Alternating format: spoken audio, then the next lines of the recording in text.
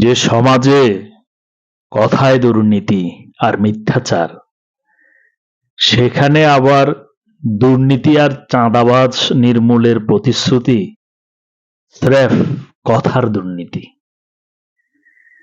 অতীতে আমরা দেখেছি এবং ২৪-এর পরেও দেখেছি, ২৪-এর সময়কালেও দেখেছি। কারণ ওই শ্রেণীর কাজই হলো কথার ফুলঝুরি। তাই এগুলো কোনো ইস্যু না। ইস্যু হলো দেশকে যে অবস্থায় আছে ওই অবস্থা থেকে অর্থনৈতিকভাবে সমৃদ্ধ করা। একটাই টার্গেট থাকবে, অর্থনৈতিক সমৃদ্ধি আনতে যাই করতে হয় সবই করতে হবে। অতএব এসব ফাঁকা বুলি জনগণকে না শোনানোই উচিত, নাকি